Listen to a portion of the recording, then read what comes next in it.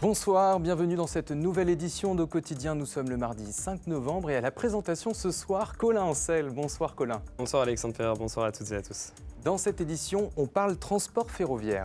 Avec Jacques Poirodeau, représentant de la FNOT, la Fédération nationale des associations d'usagers des transports, on fait un constat sur le réseau TER actuel et sur les perspectives d'évolution. Et puis dans la suite, on parle du loup. Avec un ciné-débat organisé par France Nature Environnement, on se posera la question, est-ce que le loup est une espèce à protéger ou pas ? Mais avant, place à l'actu.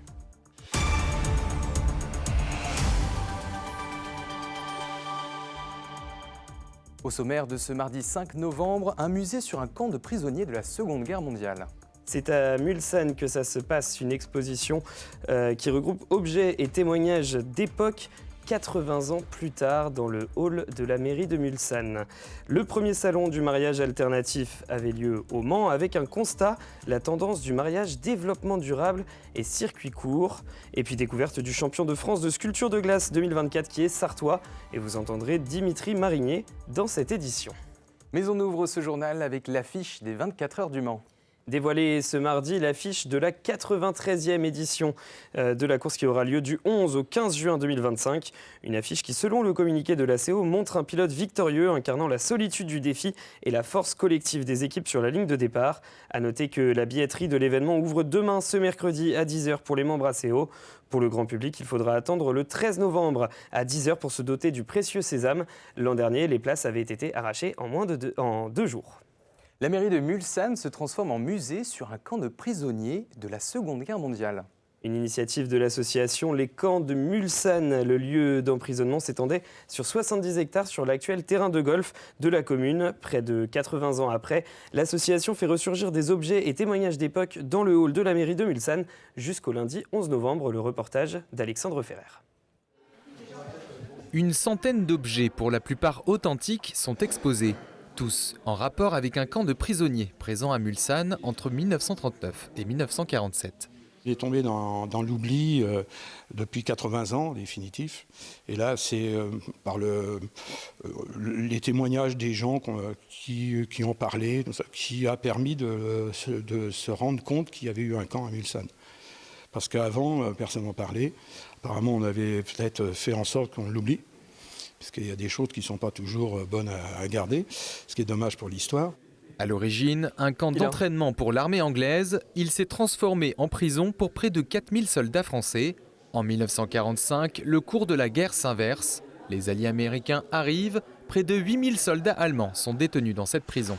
Des objets qui ont été découverts sur le golfe de Mulsanne, que tout le monde connaît, qui appartient donc à l'Automobile Club de l'Ouest. Donc nous avons des objets qui nous ont été prêtés par le service Espace Vert, le temps d'exposition. Parmi cette collection, des dessins de soldats allemands lors de leur détention. Certains représentent des parties de la prison et aident à la reconstitution du plan du site. C'est l'infirmerie, là vous voyez bien, avec la Croix-Rouge, donc toujours tiré d'un dessin de prisonniers, avec donc les différents bâtiments pour l'infirmerie et puis donc je dirais les salles de repos ou du moins de soins, donc bien identifiées à proximité immédiate de la chapelle. Pour enrichir cette collection, lundi 11 novembre, l'association invite toute personne détentrice de documents ou de témoignages d'époque de les rencontrer au hall de la mairie de Mulsanne de 9h à 12h. Retour en 2024, toujours rapport à la condamnation, une dame condamnée à 1 an de prison avec sursis. Une femme de 61 ans a comparu ce lundi 4 novembre au tribunal du Mans pour détention et vente frauduleuse de tabac. Des centaines de paquets ont été retrouvés à son domicile, cachés un peu partout, ce qui fait des milliers de cigarettes. Un véritable bureau de tabac, s'est exclamée la présidente du tribunal correctionnel du Mans. Selon les comptes rendus d'audience de nos confrères du Maine Libre et de Ouest France, la femme récupérait ces nombreux paquets et les revendait à ses collègues. Son argent liquide et sa voiture ont été confisqués et elle est donc condamnée à 1 an de prison avec sursis. Un bon avertissement. Tout de suite, on passe à l'invité de notre journal avec qui nous allons parler de transport en commun et notamment de TER avec Jacques Poirodeau, représentant de la Fédération nationale des associations d'usagers des transports. Et qui est aussi président de l'association des usagers du TER Le Mans-Alençon. Bonsoir et bienvenue sur notre plateau. Bonsoir. Alors, la FNOT, Fédération nationale des associations d'usagers des transports, a rendu un bulletin à l'échelle régionale que nous allons nous développer avec vous au niveau local. Alors, le premier constat, c'est que la fréquentation est en hausse et l'offre de place ne suit pas forcément. Est-ce que vous partagez ce constat ? Ah oui, tout à fait. Récemment, j'ai fait Montbiseau Le Mans. Il n'y avait plus de place dans le train, quoi. Donc non, mais une forte progression. Et donc, on demande du matériel en conséquence à la région. J'ai adressé un mail hier. Mais bon, on attend la réponse. La FNOT intervient aussi. Donc, dans le même esprit, quoi, disons. Parce que le véritable problème, donc, c'est les heures de pointe, hein, c'est ça, la fréquentation aux heures de pointe. Matin et soir, il y a beaucoup de monde et donc les places disponibles ne suffisent pas, quoi, disons, pour satisfaire l'ensemble des usagers. Et comment faire pour obtenir ce que vous disiez, donc du nouveau matériel ? C'est-à-dire qu'en plus, là, on est dans un climat politique assez difficile. La région a des baisses de subventions. Est-ce que vous avez objectif et ambition d'avoir du nouveau matériel, par exemple ? Oui, à l'horizon, c'était prévu en 2030, mais c'est retardé de 2 ans, donc en 2032. Donc normalement, il devrait y avoir 30 rates neuves qui devraient desservir l'étoile Mancel. Il y en a 10 là, peut-être dans 2 ans, qui vont sortir aussi, mais sur la région Pays de la Loire. Alors je ne peux pas vous dire les endroits où ça sera affecté, mais disons qu'on a bon espoir que quand même que le matériel rajeunisse, parce que le matériel qui circule actuellement, il a 30 ans déjà, donc il faut absolument trouver quelque chose pour, disons, pérenniser la ligne et compagnie, quoi, les lignes. On parlait aussi de la fréquentation. Face à cette fréquentation, il y a une hypothèse qui est le blocage des billets ou avec des réservations. Qu'est-ce que vous en pensez du côté de la FNOT ? Ah non, nous, disons, les 2 associations sont contre ce procédé-là parce que c'est un train du quotidien. Donc les gens... Donc un train populaire qui s'adresse à tout le monde. Donc ils n'ont pas d'heure pour partir au travail et en revenir. Donc vous savez, quelquefois ils peuvent se finir prévu à 16h et puis ils reviennent à 17h. Donc c'est impossible. Non, la réservation, c'est impossible. C'est pas comme sur un TGV pour une question de sécurité. Donc c'est impossible. Non, les réservations, non. Les associations sont contre, au niveau national, sont contre ce procédé-là. Toujours dans ce bulletin, il y a une enquête menée par l'IFOP et la FNOT notamment, et elle révèle que le prix est au cœur des préoccupations des usagers. Mais à la région, il y a plein d'abonnements qui existent, notamment pour payer un petit peu moins cher les trains. Et vous, c'est ce que vous voulez, que le public soit averti en fait, de toutes ces méthodes pour payer moins cher les trains, par exemple ? Oui, donc il faut aller sur TER Pays de la Loire et là vous avez tous les abonnements, les billets qui sont... Vous avez le billet éco qui est très intéressant, donc, et vous le prenez quand vous voulez, mais il suffit de le prendre la veille par contre. Vous avez aussi des billets pour 1 ou 2 jours pour 30 ou 45 euros pour parcourir l'ensemble de la région Pays de la Loire, y compris les TER, c'est-à-dire les cars aussi. Donc vous montez dans un car, dans un train, vous avez toujours le même billet. Et donc tout ça c'est visible sur le site TER Pays de la Loire. TER Pays de la Loire, pas de souci. Hein. Et alors il y a aussi un numéro de téléphone, je crois le 0800 210 800. Qui permet de contacter des personnes des Pays de la Loire justement pour avoir des informations ? Oui, des informations complémentaires, ils sont très compétents. Moi, personnellement, j'ai utilisé ce service plusieurs fois et ils renseignent très bien. Hein. Donc, non, il faut l'utiliser à partir du moment que les gens ils ont un doute, quoi. Mais faut que les gens s'habituent à regarder ce qu'il leur est possible de voyager à des conditions très intéressantes, quoi. Vous, c'est un peu ça que vous prenez, que les gens utilisent plus les TER et du coup qu'il y en ait plus d'accès pour tout le monde. Oui, c'est ça, oui, tout à fait. Bon, la région, c'est comme les salariés. L'employeur, il donne 50 ou 75% de réduction sur le prix qu'il paye. Et en plus, il y a les combinés, c'est-à-dire qu'ils peuvent prendre TER et la C-Tram, par exemple. Donc, ou le tram, etc., le bus. Donc, c'est très intéressant. La personne qui paye, mettons, 100 euros le mois, elle ne paye que 50 euros, quoi. Voire 25 euros si c'est une réduction de 75%. Quoi. Et puis il y a des changements qui arrivent avec plus de trains sur certaines lignes, notamment vous, sur la ligne Le Mans-Alençon, il va y en avoir un peu plus en janvier 2025, c'est ça ? Oui, alors il y a 3 trains de plus entre Le Mans-Alençon et retour, bien sûr, dans les 2 sens. Et en plus, la nouveauté, à compter du 16 décembre, du lundi au vendredi, c'est qu'il y aura des trains qui feront Château du Loir, Alençon, et dans l'autre sens. Ce qui permettra aux gens du sud et du nord de voyager plus facilement lorsqu'ils habiteront un endroit à l'autre ou travailleront un endroit à l'autre. Et en plus, tous les trains desserviront Le Mans, hôpital, université. Donc ça, c'est que ça va dans le bon sens. Ça va dans le bon sens. Et vous avez aussi une volonté de développer l'axe Caen-Tours, que cette transversale se développe un peu plus. Oui, actuellement, sur l'axe Caen-Tours, disons, les trains qui parcourent cet axe-là, il y en a 2 allers-retours par jour, mais il faudrait que ça soit multiplié minimum par 2, de façon à ce que les gens puissent avoir des correspondances le sud-ouest et le centre, sans passer par Paris surtout, parce qu'ils perdent énormément de temps et ça coûte très cher. Évidemment. Donc, je voulais vous poser une dernière question sur la halte ferroviaire qui a été inaugurée l'année dernière. Je présume qu'en tant qu'usager de train, c'est quand même plutôt apprécié d'avoir une halte au niveau de l'hôpital et proche de l'université. Ah oui, tout à fait, oui.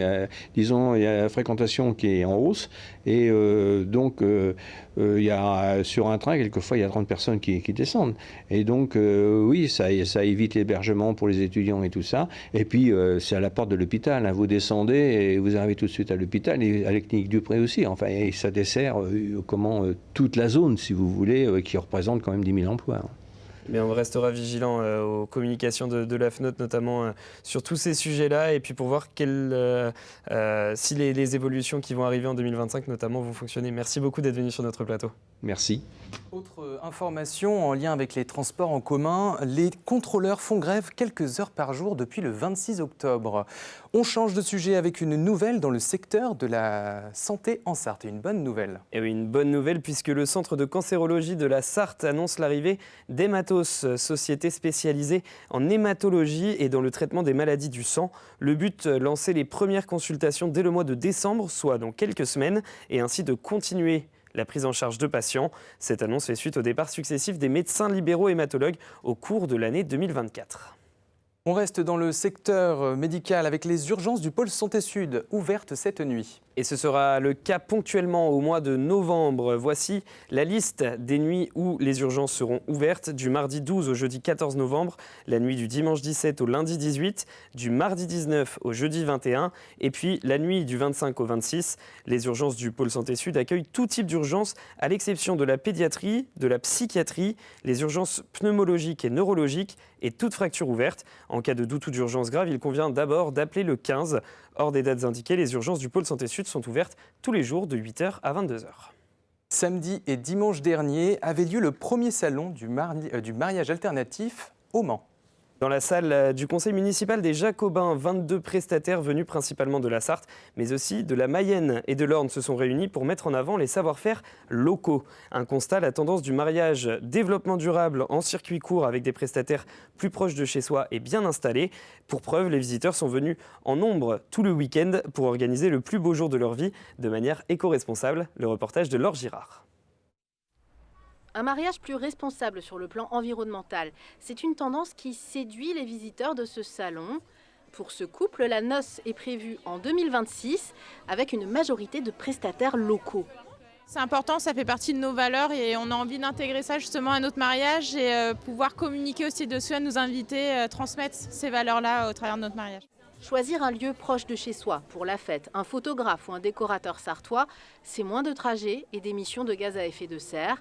Une tendance que l'organisatrice de ce salon a bien compris. De prévoir des prestataires en circuit court aussi, des traiteurs par exemple qui travaillent avec des producteurs locaux, des décoratrices florales qui travaillent les fleurs locales, les fleurs françaises, enfin voilà, toute cette démarche-là en fait, et de pouvoir tous les réunir à un même endroit, comme ça ils n'ont plus qu'à venir et trouver leurs pépites. Mais le tout local demande un peu d'ouverture d'esprit. Pour les fleurs, par exemple, les mariés en hiver devront troquer les roses pour les chrysanthèmes. Et pourquoi pas ?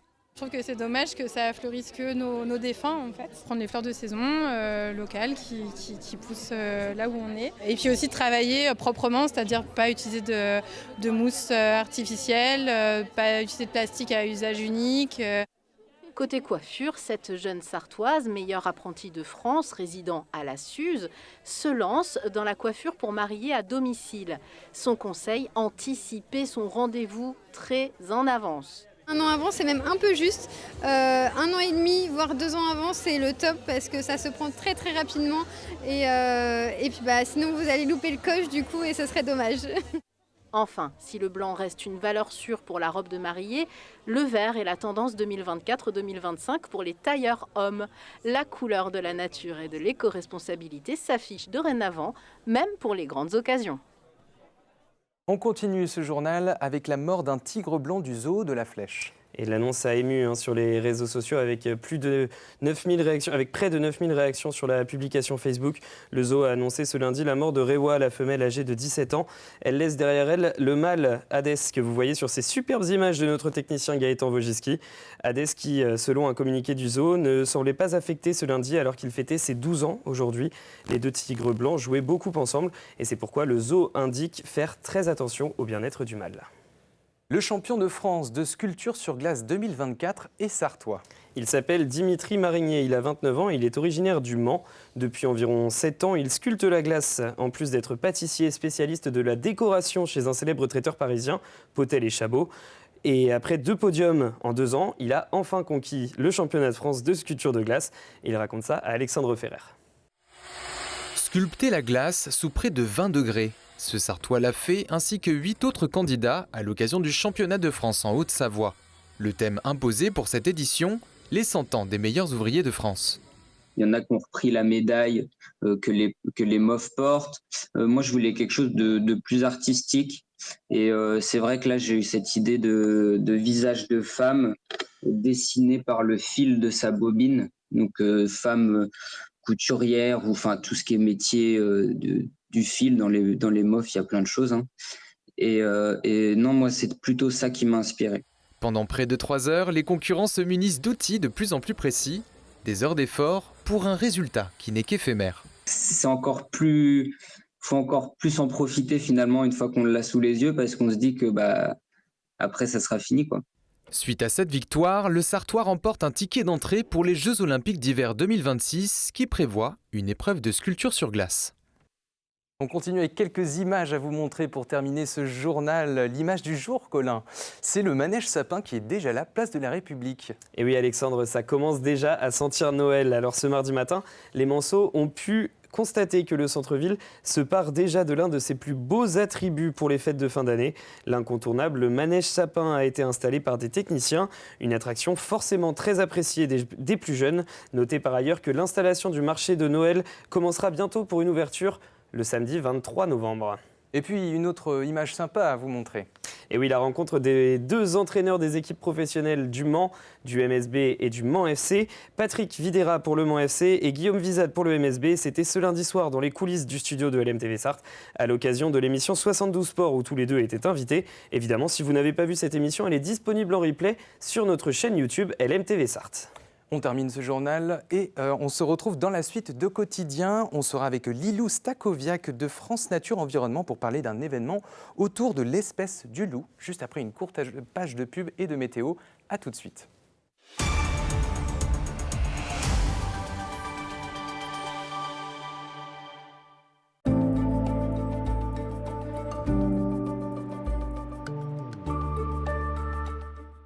Bonsoir messieurs, dames, ravi de vous retrouver pour ce nouveau bulletin météo, j'espère que vous allez bien. Alors pour cette soirée, des conditions météo qui resteront calmes, un petit peu à l'image de ces derniers jours, cela dit encore quelques bancs de brume et de brouillard, donc soyez très prudents en rentrant. Côté température, celle-ci évolue entre 11 et 12 degrés, comptez 11 degrés pour Alençon ou encore au Mans ainsi que du côté de Tours, 12 degrés pour la Ferté-Bernard, Saint-Calais, Vendôme ainsi que du côté de Blois et pour la Flèche. Pour la journée de mercredi, vous le voyez au petit matin, encore de nombreux bancs de brume et de brouillard sur l'ensemble du territoire, notamment sur notre département, mais également sur nos départements voisins. Côté température, celle-ci évolue entre 9 et 11 degrés, comptez 9 degrés du côté de Tours, ou encore à Blois et pour Laval, 10 degrés au Mans, ou encore pour la Flèche. Pour la suite de votre journée, des brouillards qui pourraient avoir du mal à se dissiper. Et puis, vous le voyez, en seconde partie de journée, on aura également quelques passages nuageux. Alors, les températures entre 14 et 17 degrés, les températures températures qui globalement resteront toujours un petit peu au-dessus des normales de saison, avec 14 degrés à Vendôme ou encore du côté de Blois, 15 degrés à Tours, 16 degrés au Mans ou encore pour Cieux-le-Guillaume ainsi que pour La Flèche et pour Angers, jusqu'à 17 degrés du côté de Laval. Pour la journée de jeudi, un ciel plutôt variable dans l'ensemble avec une alternance d'éclaircies, de passages nuageux. Côté température, celle-ci évolue entre 14 et 16 degrés au meilleur de l'après-midi. Des températures qui vont commencer à baisser progressivement. D'ailleurs, regardez, pour la journée de vendredi, comptez 14 degrés du côté de Cieux-le-Guillaume, 16 degrés pour Alençon ou encore au Mans, jusqu'à 17 degrés à Blois ou encore du côté de Tours. Je vous souhaite, messieurs, dames, de passer une excellente soirée.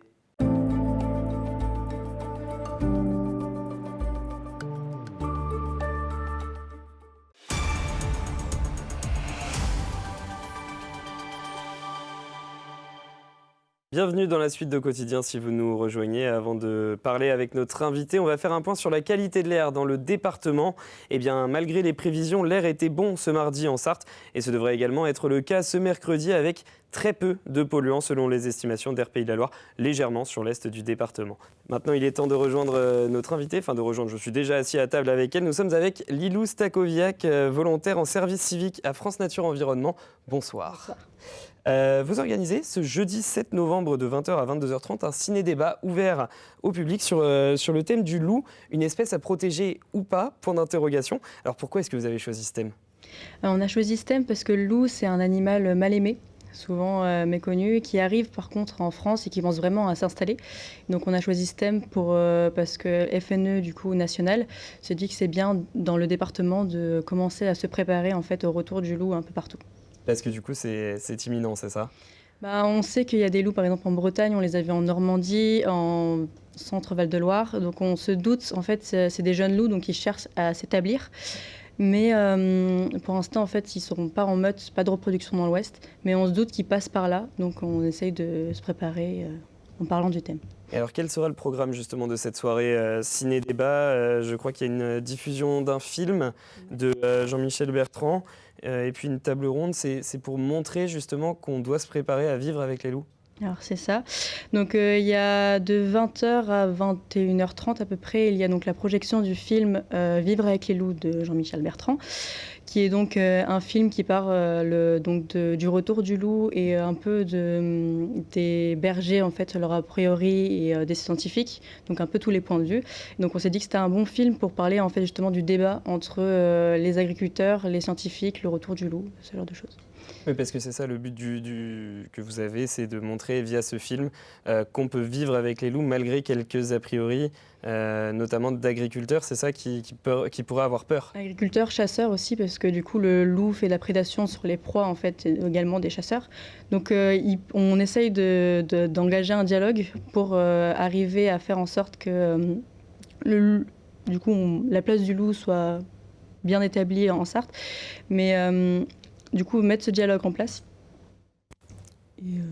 Et puis, avant ce film, du coup, vous allez avoir une table ronde de 18h à 19h30. C'est toujours sur ce même thème. Alors, en fait, on a un programme associatif. Donc, chaque année, on choisit un thème, avec chaque mois, en fait, une action en lien avec ce thème. Cette année, c'est espèce à protéger ou pas. Donc, d'où le nom du ciné-débat, le loup, espèce à protéger ou pas. Et donc, dans cette même soirée, on a choisi de parler des espèces exotiques envahissantes.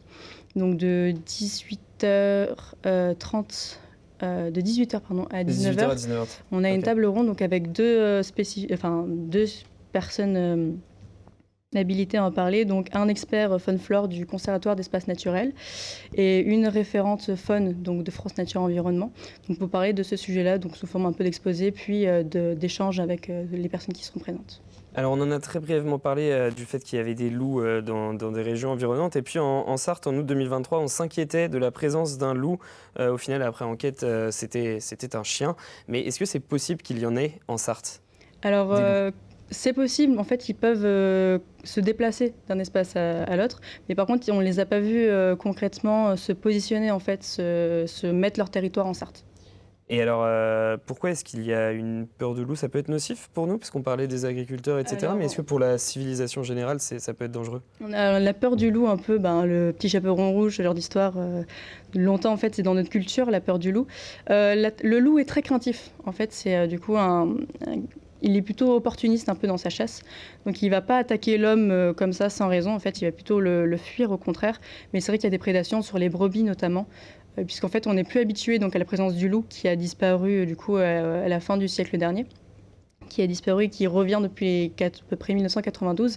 Il est revenu en France et donc nos agriculteurs n'avaient plus l'habitude en fait de protéger les troupeaux contre les attaques de loups. Et donc petit à petit on remet en place des choses et donc c'est un peu aussi la position du film, c'est voir comment on s'organise en fait pour le retour du loup en fait.